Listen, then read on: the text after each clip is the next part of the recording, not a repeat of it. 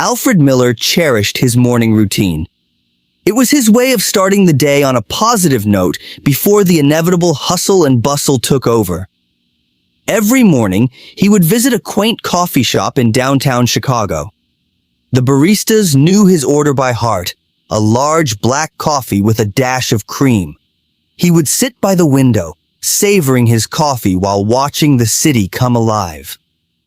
On this particular morning, the sun was just beginning to rise, casting a golden hue over the city streets. Alfred sipped his coffee, enjoying the brief moment of tranquility. After finishing his drink, he gathered his things and headed towards the door. As he stepped outside, he felt a tap on his shoulder. Turning around, he was met with a familiar face. "Sean Cantrell! Is that really you?" Alfred exclaimed, a smile spreading across his face. "Alfred! It's been ages!" Sean replied, equally surprised and delighted. The two friends embraced warmly, laughing as they recalled the last time they had seen each other. It had been years since their paths had crossed. They had met in college and had kept in touch sporadically over the years, but life had a way of drifting them apart. "What brings you to this part of town?" Alfred asked, genuinely curious. "I've been in Chicago for a while now, actually," Sean said. "I work nearby and often come to this coffee shop too, but I guess our timings never matched up.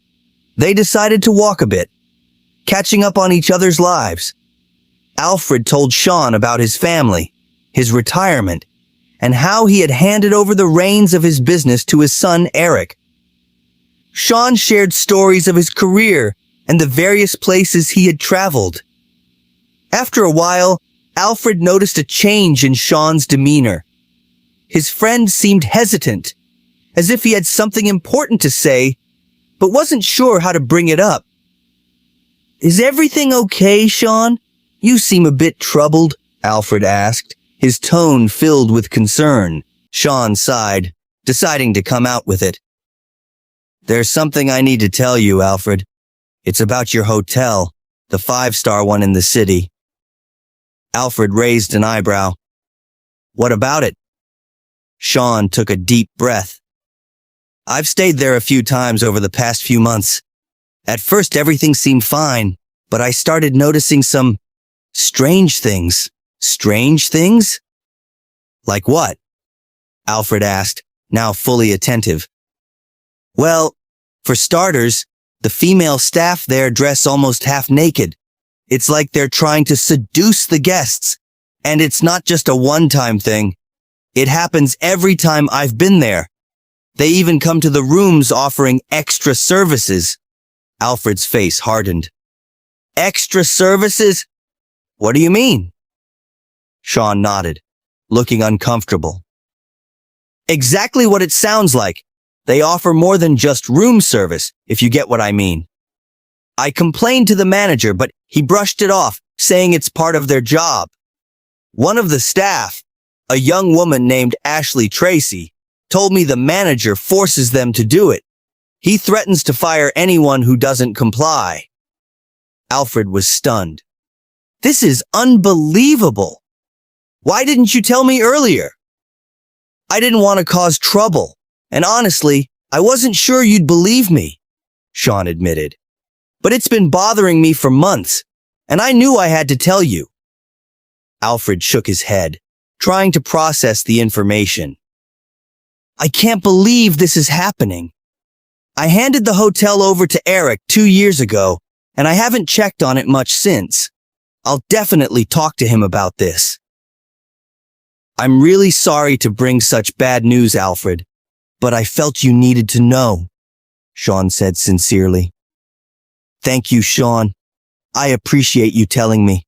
I promise I'll take quick action to sort this out," Alfred assured him. They exchanged another handshake, their earlier joy overshadowed by the serious matter at hand. As Alfred walked back to his car, his mind was racing. He knew he had to get to the bottom of this situation quickly. His friend's revelations had shaken him, and he was determined to make things right. As soon as Alfred arrived home, he couldn't shake the troubling conversation he had with Sean. He needed to speak to his son, Eric Miller, who was now the CEO of the company and in charge of the hotel in question. Without wasting any time, Alfred grabbed his phone and dialed Eric's number.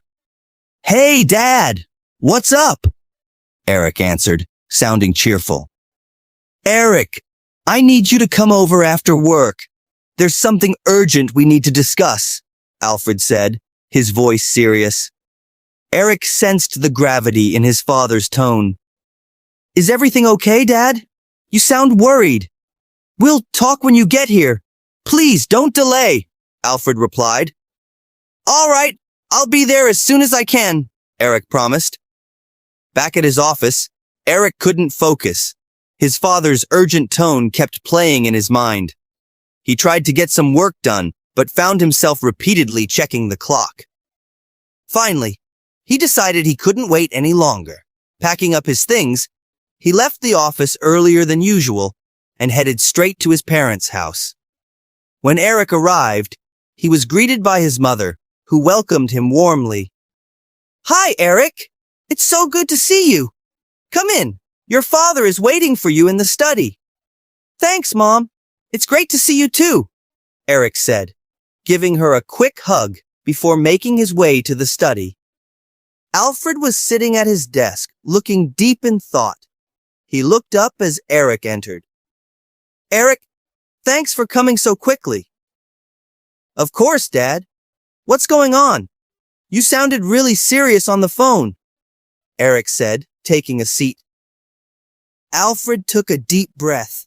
"I ran into an old friend, Sean Cantrell, this morning. He told me some very disturbing things about our hotel." Eric frowned, concerned. "What kind of things?"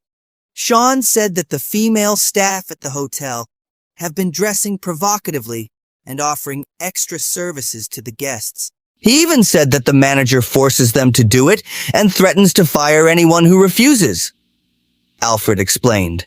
Eric's eyes widened in shock. "What? That's unacceptable! How could this be happening? I haven't been to the hotel in almost a year." "But the manager always assured me everything was fine." "That's the problem, Eric. We've been relying too much on the manager's reports.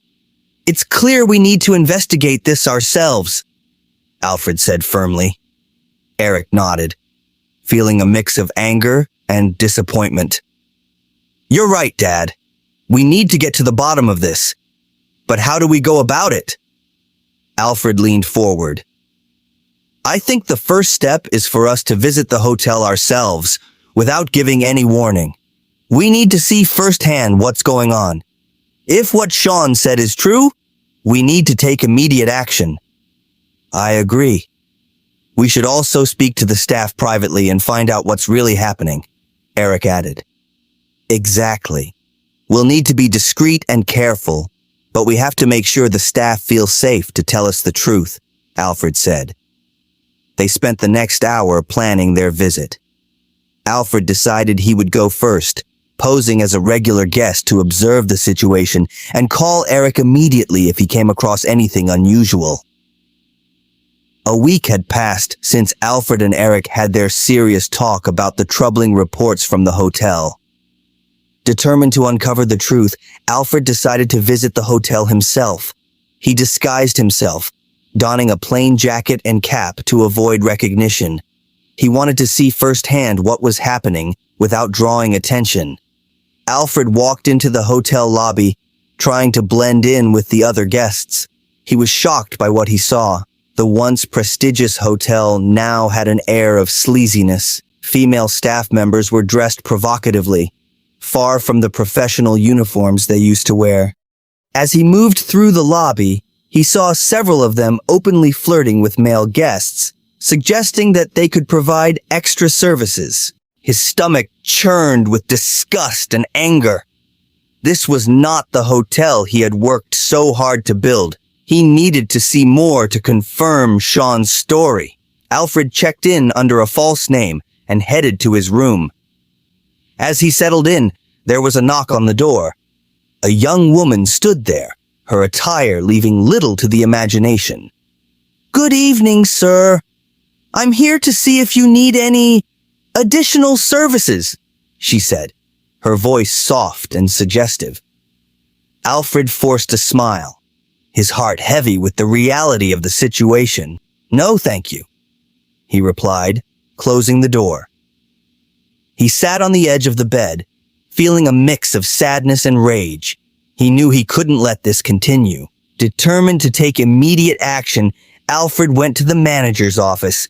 Jimmy Hopper was sitting behind his desk, looking completely unbothered. "Manager, what is going on here? I demand an explanation," Alfred said firmly.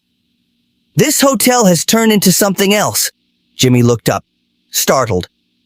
"If you have no other concerns, please leave my office. I am the manager here, and I decide how this hotel operates. Leave now, or I will call security." Disgusted and furious, Alfred left the manager's office and went back to his hotel room. He quickly dialed his son Eric's number, his hands trembling with anger. "Eric, it's worse than we thought.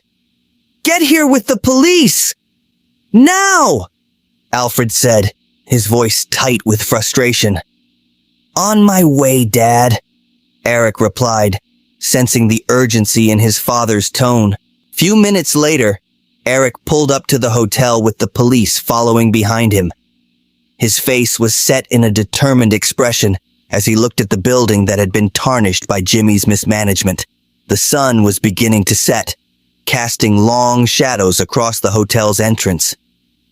As he stepped out of the car, he took a deep breath, ready for what was to come. "Let's get this done," Eric said to the officers, his voice steady but filled with resolve. The police nodded and followed him into the hotel. Eric led them through the grand lobby, where the usual polished floors and well-maintained decor did little to mask the underlying problems that had been happening here. When they reached the manager's office, Eric took a moment to steady himself. He had heard about the mess from his father, but seeing it firsthand was something different. He pushed the door open, revealing Jimmy Hopper sitting at his desk, looking up in surprise. "Mr. Hopper," Eric said coldly, "we need to talk." Jimmy's eyes widened as he saw the police behind Eric. "Mr. Miller, I didn't expect to see you here." "You didn't expect to see me, but you should have. My father has also witnessed everything that has been going on here, and now it's time for you to answer for your actions," Eric said firmly. Alfred walked towards Jimmy. "This is the same man who came into my office a few minutes ago," Jimmy said, looking surprised at Alfred. "Yes, you're right. I'm Eric's father, and I handed over this hotel to him.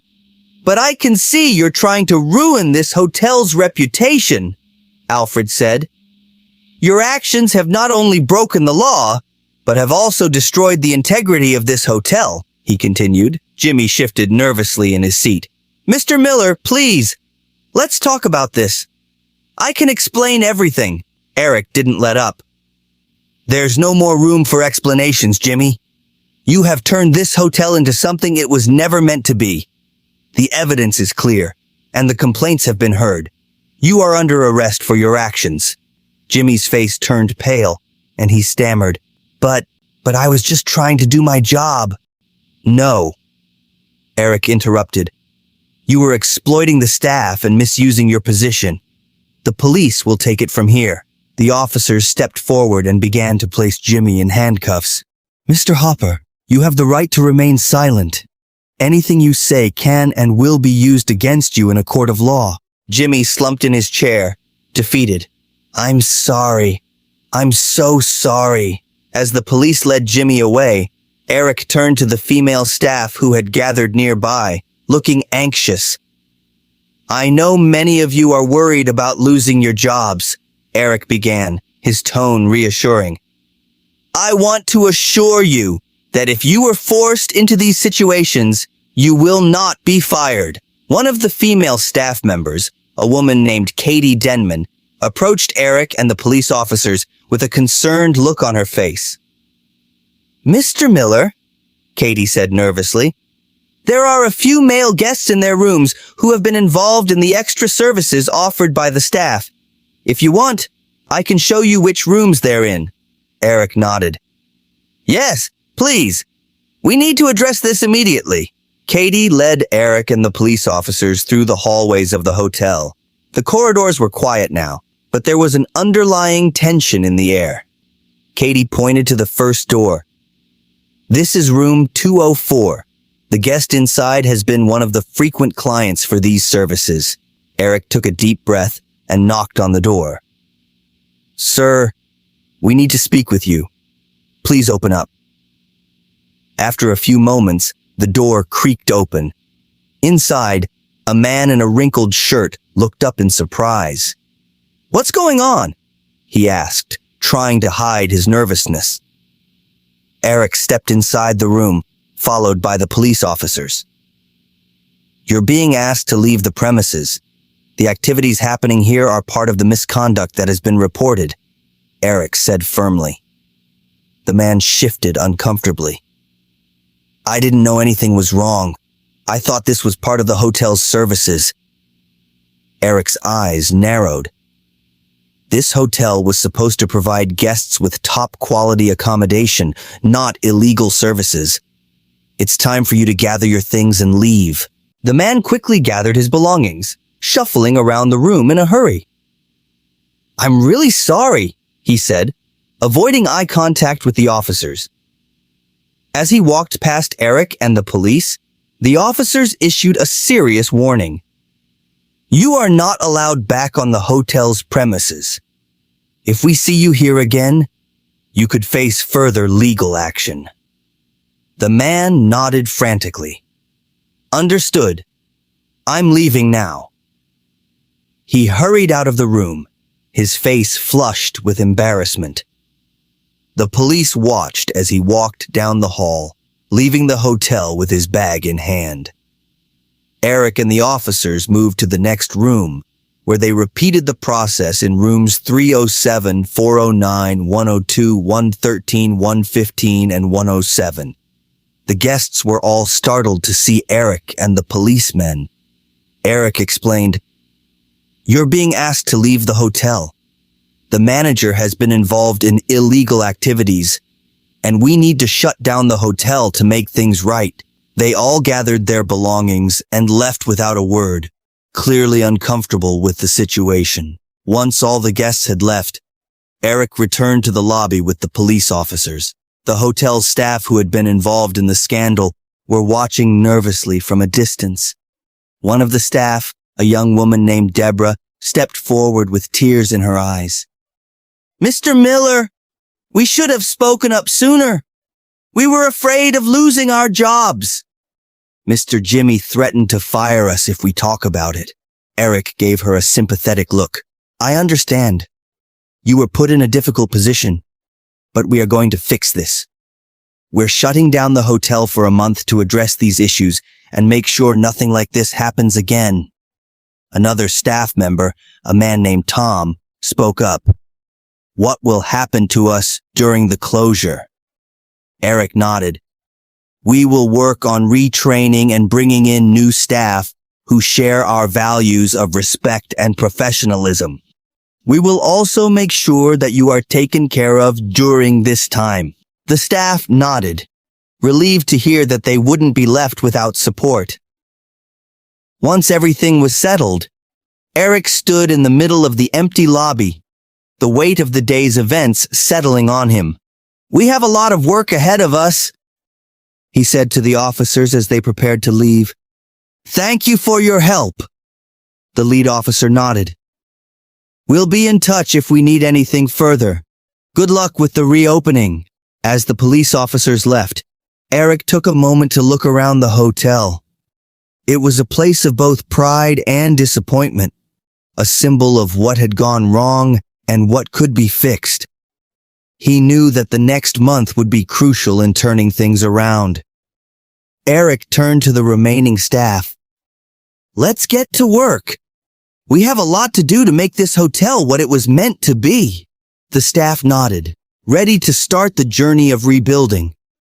Eric was determined to restore the hotel's reputation and make sure that everyone involved had a fresh start.